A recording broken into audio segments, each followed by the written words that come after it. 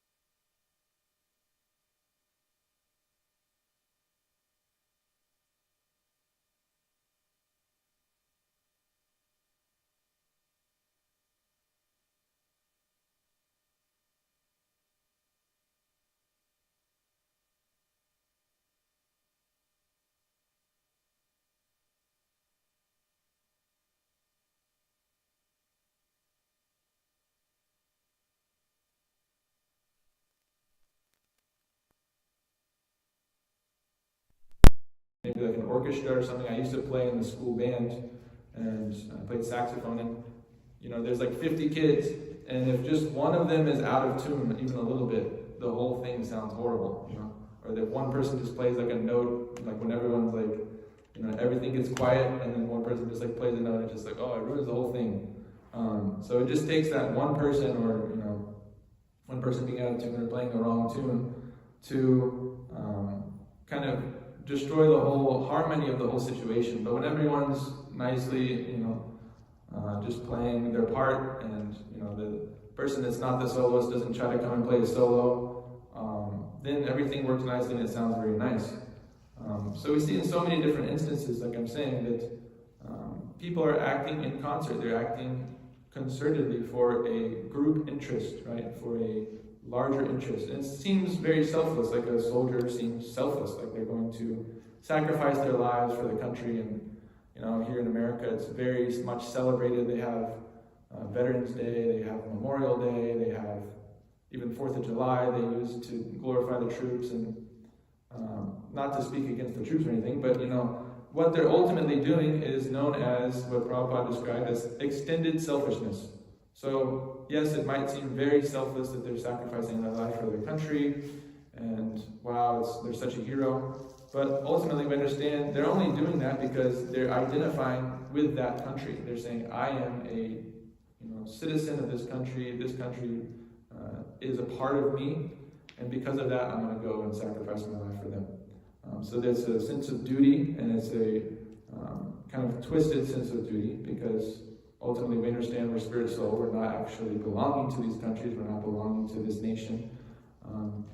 And so it's nicely used to kind of manipulate people in order to go fulfill ultimately the interests of like some corporate interests and things like that. But so we see again so many different examples. Again, in the sports team, they seem like, oh, they're acting in such harmony that this person's not trying to become the star, but ultimately it's because they want to win the championship. They have a selfish interest in mind.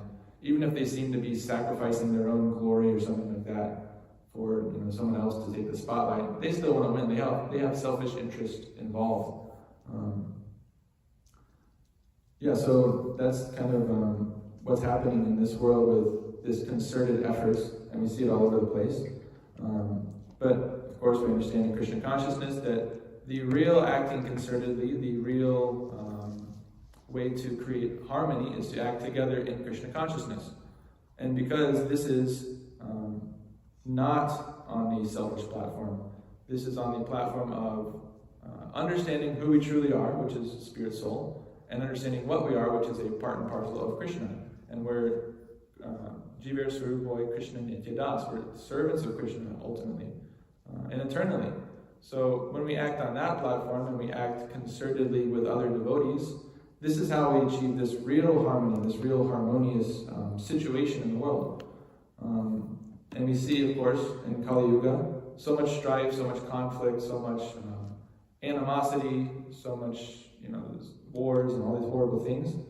But we understand that the Yuga Dharma for this age is Sankirtan, is group chanting, is congregational chanting of the holy names of the Lord. And in order to do this, it requires this harmony, it requires this concerted effort that's being spoken about here. This is not working because it's not paired. Okay. So, yes, in Kali Yuga, we have to perform this Sankirtan Yajna, and it requires the harmonious, concerted effort of devotees to act not for our own self-interest, but for ultimately for the pleasure of Krishna, for the pleasure of Lord Chaitanya, and in order to spread this message to all the conditioned souls, and to liberate them from this forest fire of material existence, to help them understand that chanting these holy names is the way to cleanse their heart of all impurities and relieve them from all sufferings. And so it takes a lot of, again, concerted effort. We have to act as a team, ultimately as a team. And we see that here in the ashram that everyone has their different roles to play. And some are going out on book distribution, some are helping the temple run, some are in management, some are cooking, some are cleaning, and all these different things are happening in concert. And if one thing is kind of thrown off, then everything gets a little bit thrown off, right? If the book stopped going out tomorrow, then everything would be, kind of in chaos, right? Like this is required because you have to distribute the books in order to get people interested, so that they can become, interested in learning about Krishna consciousness, and then they want to also be part of it. They want to render some service. And you have to obviously have someone in the kitchen. If a single day went by when one of our cooks wasn't able to cook, it would be complete chaos. It would be like a revolution would happen in the ashram. It would be a riot, exactly. So everything has to be going on harmoniously, and people have to act selflessly. They have to act for the interest of other devotees, and this is the attitude of a devotee: is that the service attitude that we are acting for the pleasure of Krishna and also for the pleasure of other devotees. We want to serve other devotees, and so when everyone is in that attitude, when everyone's in that mindset that, well, let me just, render some menial service to these devotees here and do something, whatever I can, whatever I'm capable of doing, then that's when that real harmony is created, because this selfish interest is kind of eradicated, or you could say is at least put on the back burner for the moment. These selfish desires, these material desires, are still dormant, at least in the conditioned souls. Until we're on the perfected platform, we still have those material desires there. But ultimately, we're understanding we're coming to this movement, we're coming to this ashram to stay because we want to cleanse ourselves of those things. We want to put those in the back, and we want to ultimately have those completely go away. And we understand that by performing this Sankirtan Yajna, by performing devotional service, by staying in the association of devotees, we can come to that level eventually. It takes patience and it takes dedication. It's kind of similar to how, like I was saying, with these concerted efforts in the mundane sphere, right? Military, sports teams, and orchestras, we'll say. There's, behind all of it, there's a commander-in-chief. There's someone who's kind of at the very top, and he's issuing the orders, and from him, everyone is understanding which way to go. So the orchestra has the conductor, the military has ultimately the commander-in-chief of the military is the president, and then the sports team have the coach, right? So without this very important person, this figurehead there, again, everything would be in chaos. They need someone to lead. So in spiritual life, that is the guru. The guru is ultimately there, and he's guiding the disciples in the proper way to serve and worship Krishna. And he creates this harmonious situation among the disciples.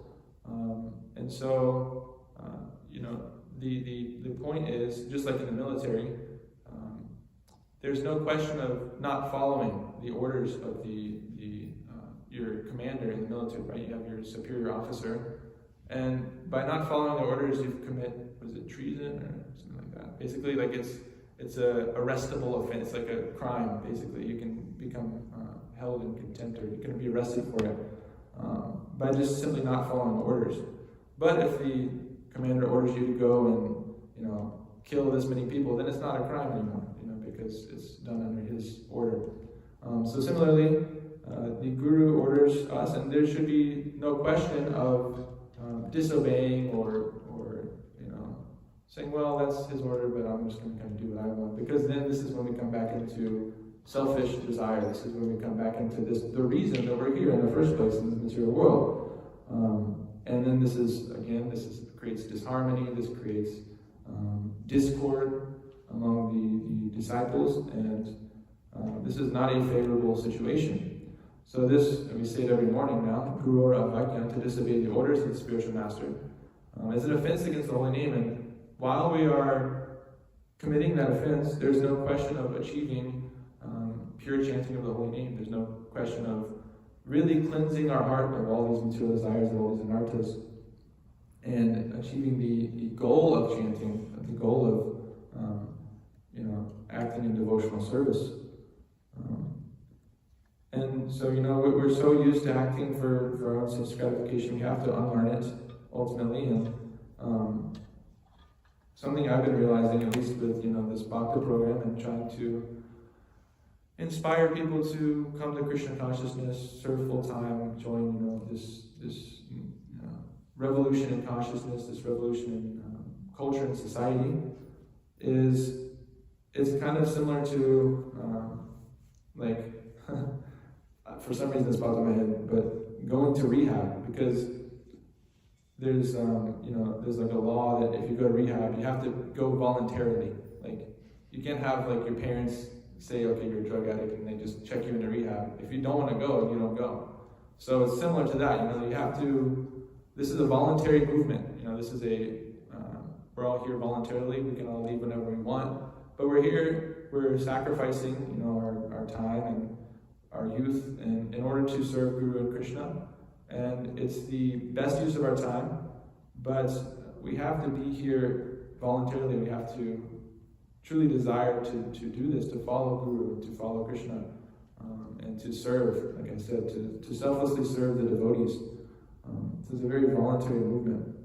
And, like I was saying, again, back to these mundane examples, the orchestra might be able to make some very nice music, and it might sound very harmonious, and it might seem from an outside perspective like everyone's working together very nicely. There's a lot of selfless service. They're serving the whole and all these things. But like I said, it's selfish desire, that there's some selfish motive behind that.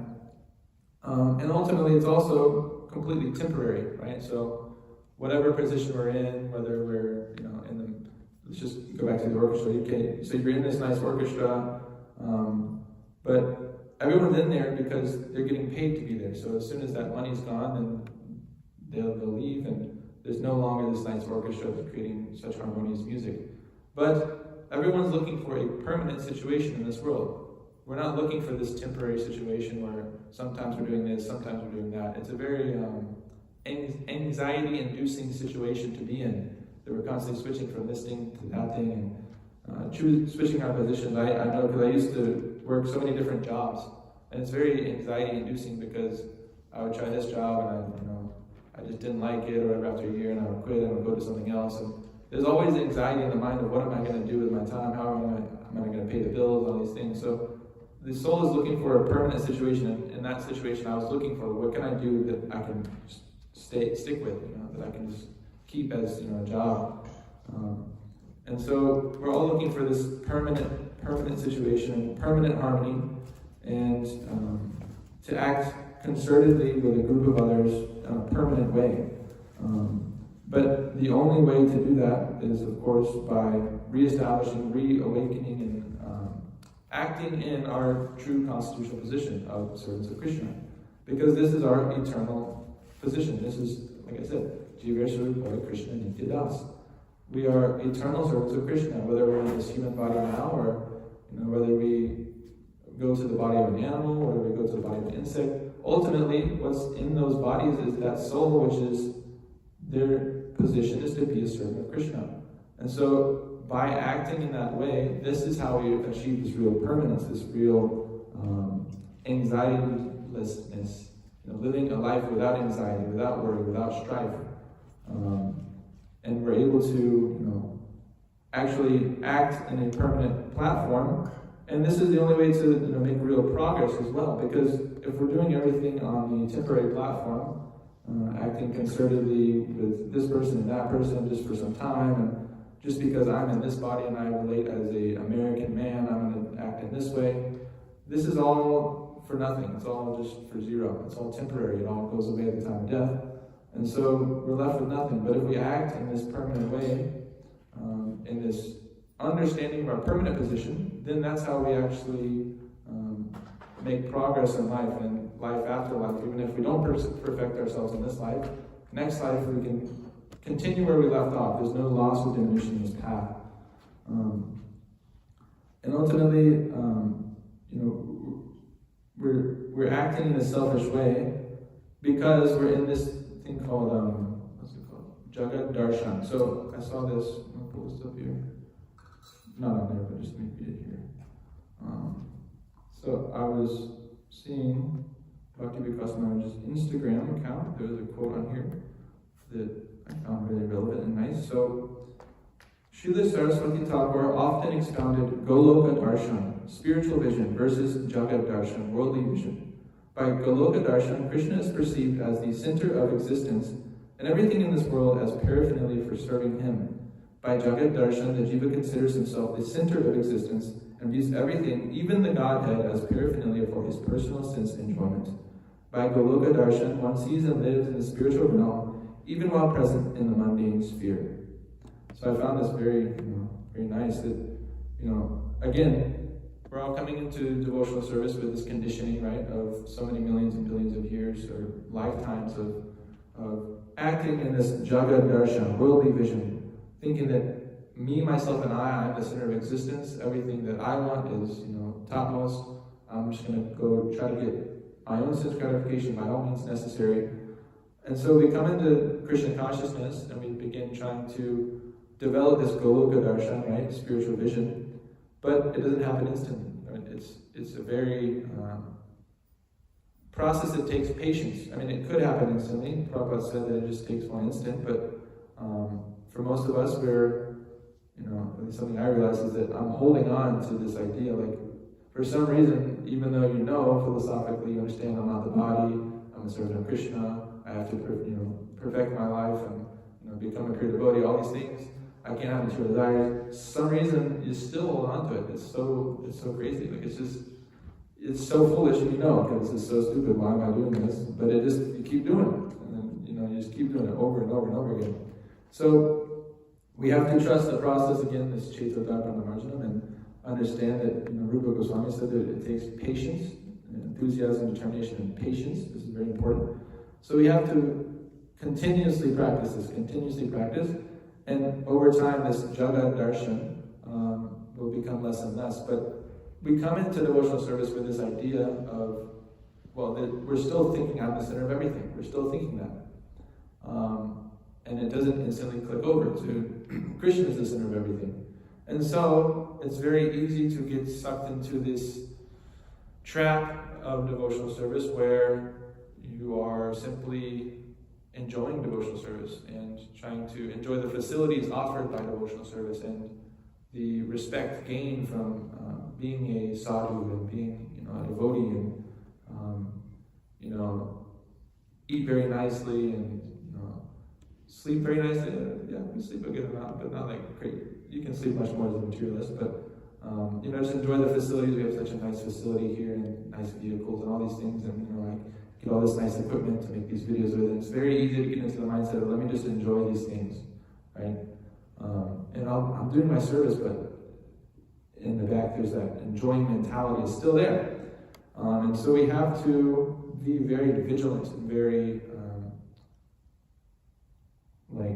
use our intellect and cut through and be accountable to other devotees and be willing to take feedback from devotees if they're saying, okay, Prabhu, I'm noticing this in you, I'm noticing this habit or this seems to be happening, and we shouldn't immediately say, no, I'm not like that. I have Golok Darshan. I'm seeing everything. I'm seeing Krishna as the center of everything. We should understand that we're still conditioned and be humble enough to accept that and tolerant enough to remain in the association of devotees and to take that criticism, not criticism, but those that are pointing out our faults and understand that these are our well-wishers. These are not our enemies that are pointing out our faults. These are our well-wishers. They're actually trying to help us. And in the material world, anybody that points out your fault is your enemy. Anybody that says, this is what's wrong with you, they're perceived immediately as your enemy. But those that praise you and say, this, you're so nice, you're so beautiful, what you're doing is so good, even if you're doing nothing with your life, then they're seen as your great friend, such a nice person is praising me. But we should understand it's actually the opposite. Those that are praising us, we can understand them to be our enemy. And those that are criticizing us and pointing out our faults, pointing out our merits, these are our true well-wishers. And so, make another point here. Right, so I was just reading this actually in Bhagavatam. If you could pull this up, 9:10:53. So we think when Kali Yuga, there's no hope of a harmonious situation, there's no hope of acting concertedly. It might seem very difficult at times, to tolerate the association of devotees, and it's so difficult, and they're pointing out my faults or whatever. There's not a harmonious situation within this assembly of devotees. This is happening. The self-interest is there. That self-interest is there. But this is talking about this is the story of the pastimes of Lord Ramachandra, this chapter. And this is the very end of the chapter. And so it's describing that after Lord Ram finished his exile in the forest and came back to Ayodhya.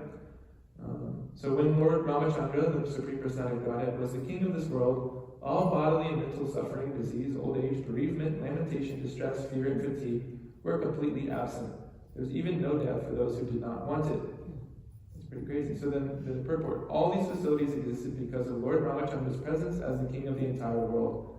A similar situation could be introduced immediately, even in this age called Kali, the worst of all ages. It is said, Kali Kale, Namarupe Krishna Avatar. Krishna descends in this Kali Yuga in the form of his holy name, Hare Krishna, Hare Rama. If we chant offensively, Rama and Krishna are still present in this age. The kingdom of Ram was immensely popular and beneficial, and the spreading of this Hare Krishna movement can immediately introduce a similar situation, even in this Kali Yuga.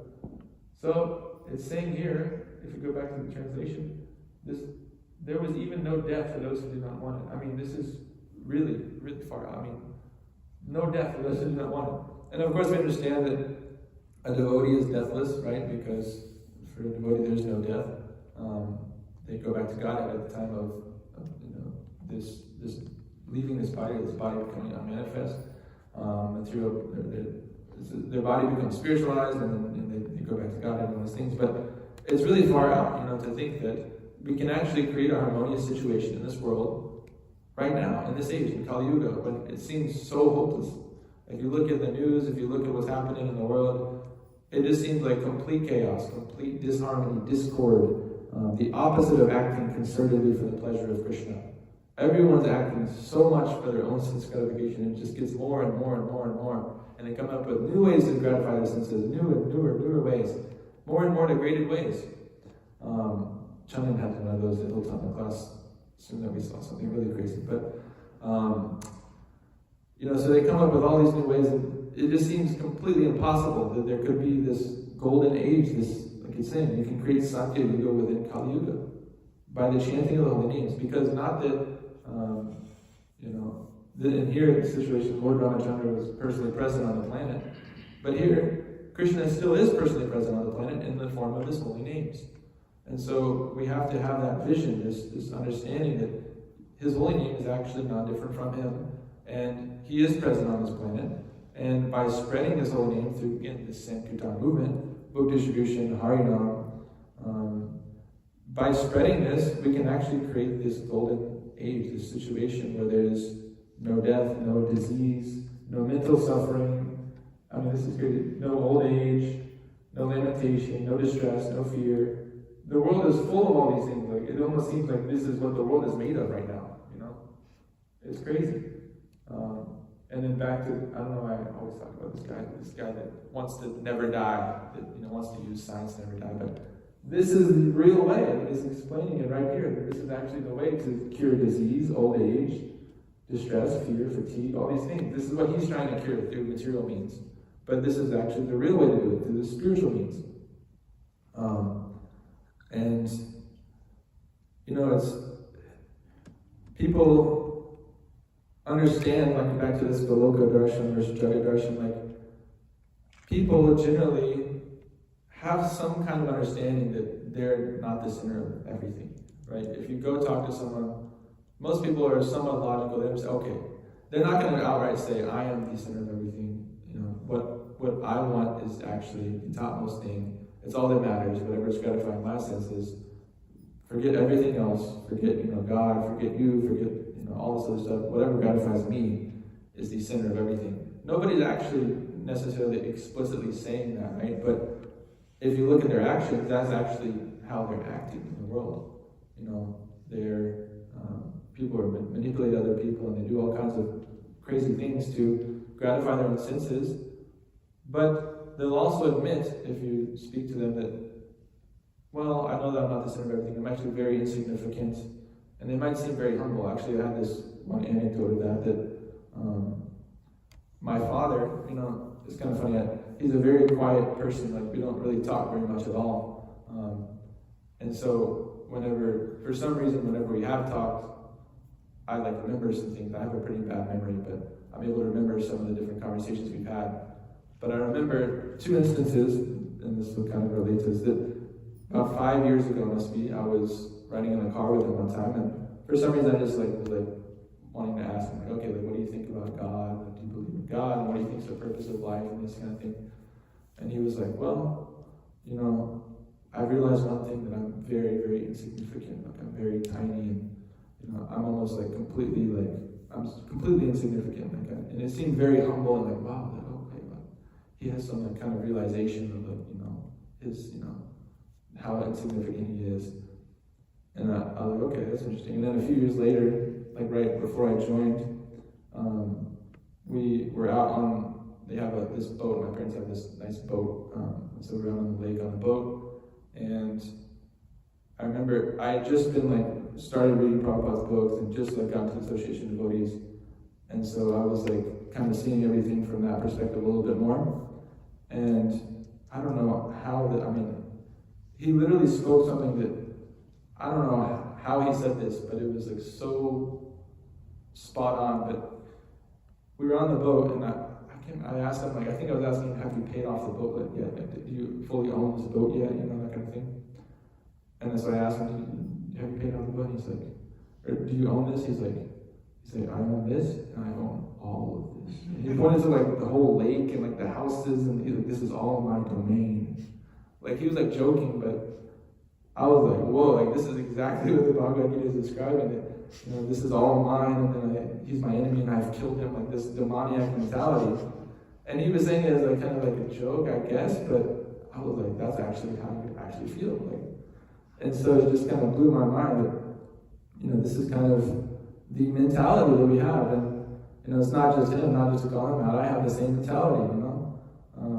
And so we have to realize, you know, that we've come from, like I said, so many births of this mentality of lording it over material nature, trying to be the master, trying to be this Jagat Darshan, trying to, seeing everything from Jagat Darshan, I am the center of everything. And that it takes a very serious attitude, very sober and grave attitude towards the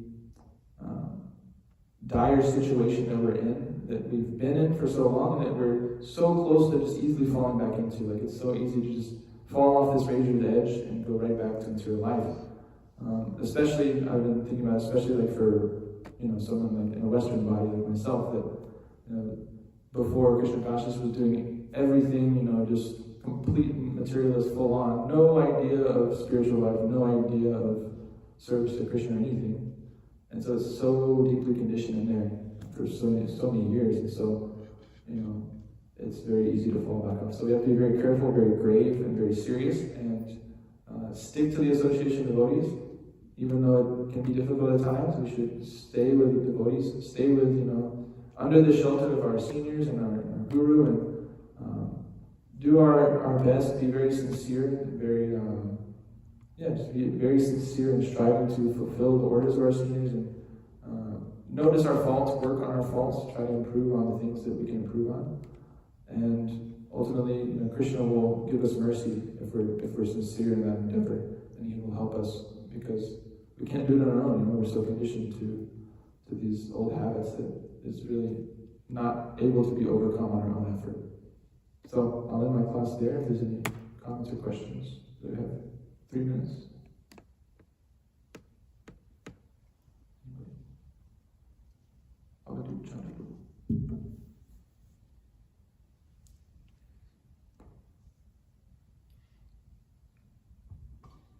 Just on this topic of acting concertedly for the pleasure of the Lord, I was thinking about how, just like thinking from like a varnashram perspective, we look at, I mean, you gave some examples too about how like materialists are endeavoring, but you know, it's Bhagavatam says Shrama Evi Kevalam.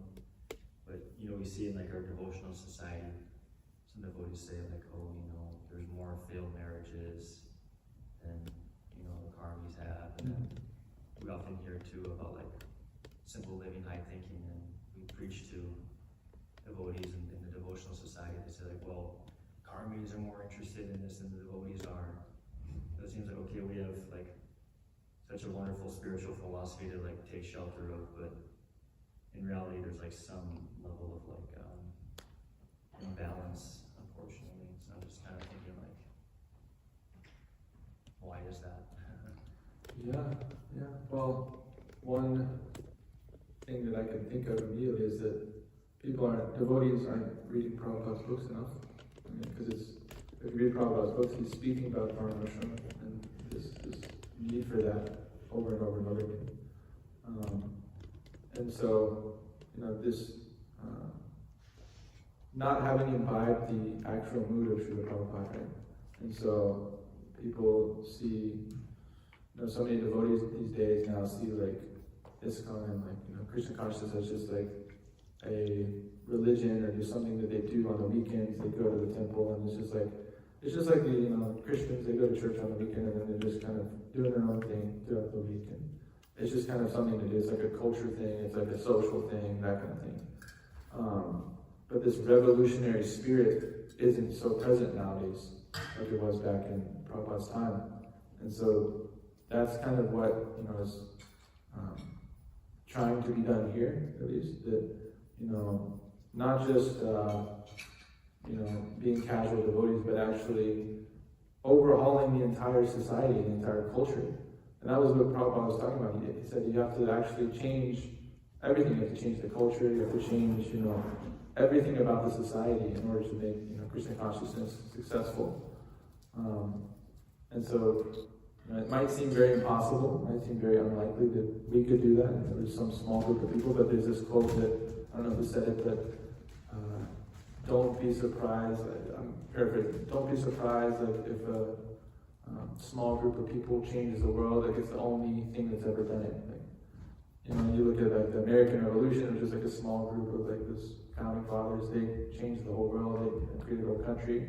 They went up against, England, which was the biggest military power in the world, and they, won against them. And again, like you see, you see that with a lot of like the companies, the founders of companies like Steve Jobs and Wozniak. They went up against Microsoft, and there was two guys in their garage, and they created Apple, competitive to Microsoft. So it's a small group of people that have a very mission-driven, and they have an idea to change the world. That's what actually changes the world. I mean, you see Prabhupada, he did it on his own. Just one man, he did the whole thing. Of course, we're not on that level, but with his mercy and by acting concertedly, we understand that it is possible actually to change the world with a small group, and it takes that revolutionary spirit. It takes that all-in attitude, and it's like completely full in. Like this is my life, and that rubs off on other people too. Like when you see, like you said, that they're in devotional society, they're not so much into simple living, higher thinking, and karmism, aren't it? So then people come into devotional society, they see they're not into that, so they're not going to be into it either. But if people come and they see a group of devotees that are full on into it and are actually living it, and they're practicing what they preach, so to speak, what the book's saying, what they're doing is the exact same thing, then it's much more convincing, it's much more inspiring. So that's what I would say. Anybody else? 8:31, so. Okay, over here. Srimad Bhagavatam ki jai, Srila Prabhupada ki jai.